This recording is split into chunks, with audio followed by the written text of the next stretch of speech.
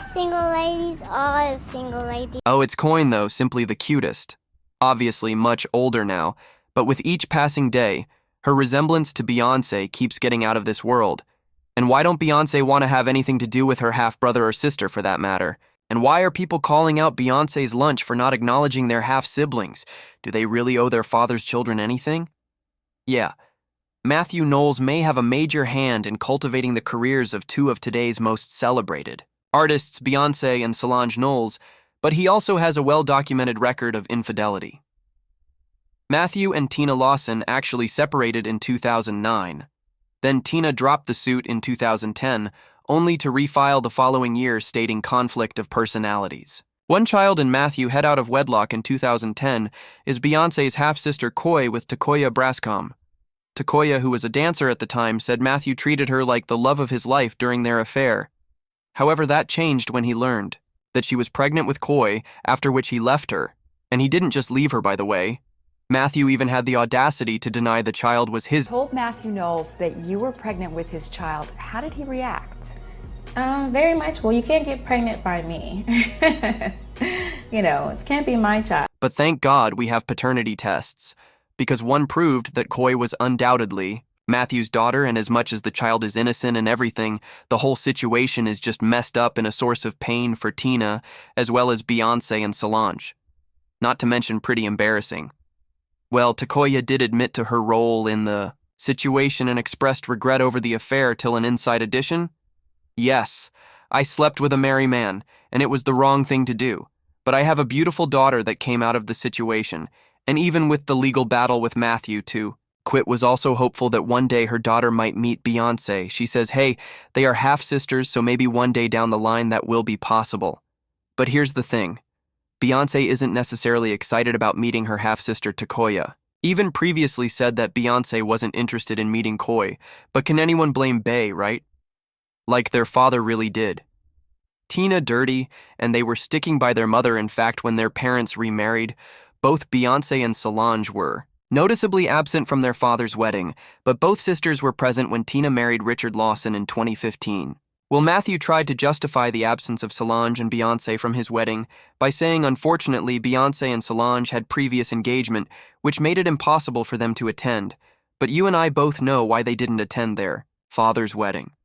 Right? Something else interesting about Koi is that her mom was allegedly very good friends with Solange based on reports Takoya met Solange to a hairstylist in 2008, and they apparently went out to clubs and bars together in Texas on numerous occasions, and Matthew knew that Takoya was friends with his daughter, and Cilantro apparently had no idea that the two were having an affair. It's the shadiness for me anyway, despite everything. Koi is actually carving out a niche for herself as a model, actress, and dancer under the management of an agency in Texas, and I can tell you for free she sure has the Knowles talent running through her veins and the sassiness to go with it. Actually a little like Beyoncé, and how I wish it was just one child out of wedlock that we were talking about here, but nope. It was pregnant at the same time as Alexandra Wright. And this is all on it's a blurred line as to whether he was actually divorced from Tina or going through divorce. Yep, Matthew also fathered a love child with Alexandra Wright, and he was also refusing to pay child support until Alexandra took him to court at some point. It was actually so bad that Alexandra and her son Nixon had to live in a homeless shelter because she couldn't afford anything. Let me tell you something about taking a picture crying next to a garbage dump. That is the most dramatic thing ever. Anyway, just like Takoya. Alexandra also admitted her role in hurting Tina, Beyoncé, and Solange in the process of having an affair with Matthew. Like she even wrote an open letter saying it is with a heavy heart. We must head back to Superior Court to continue to fight for the rights of my son Nixon Knowles, who has proven to be Matthew Knowles' biological son. My family and I have exhausted every non-legal avenue to urge Matthew to be a responsible father and to follow the stipulated judgment we reached together, which was approved by California's Superior Court.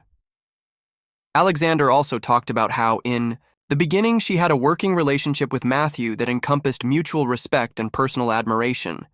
She said that when she met him, she already had a successful business and financially viable professional career, and he positioned himself as a mentor to her and someone that she could turn to for business advice. However, as time passed, their relation turned into a very personal one, and she didn't mean to hurt anyone in the letter. She actually apologized to Tina, Beyoncé, and Solange for what she put them through, adding, "I regret the pain I've contributed to his family and my own family.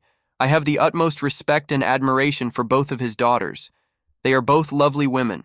I also regret the pain this situation has caused his ex-wife Tina, and very much wish one day I would get the opportunity to tell her personally. She actually also got it pretty rough because tabloids started reporting that she blamed Beyoncé when she was homeless. But Alexandra also made it very clear that she does not blame Beyoncé for anything that went down between her and Bey's cheating father." Over 1,000 death threats last week alone. For what?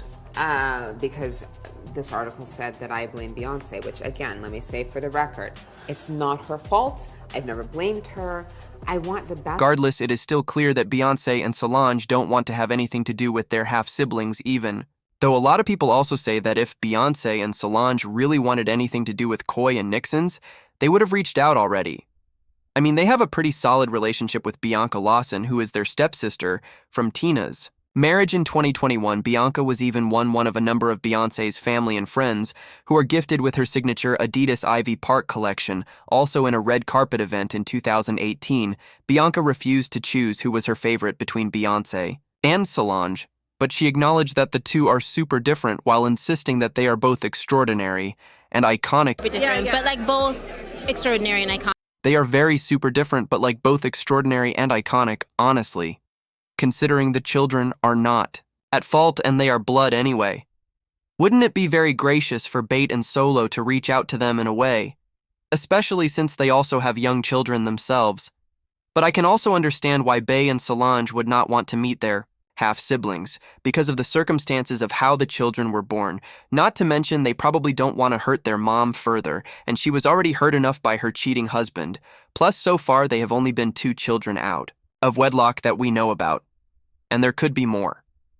I mean, there are already a couple receipts proving Matthew's wandering behavior. Unfortunately, my manager happened to be Beyonce's father. Matthew knows. He propositioned me to invite me over to the hotel to meet and speak with him. Did Matthew try to sleep with you, Farrah?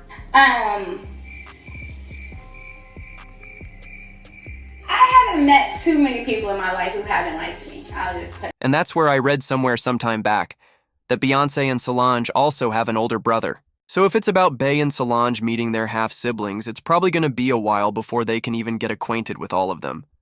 But do you think they should still make an effort to be in the lives of Coy and Nixon, who we already know? Or are you of the idea that Beyoncé and Solange owe them nothing and have no business being in their lives? Let me know your thoughts in the comment section below. Thank you.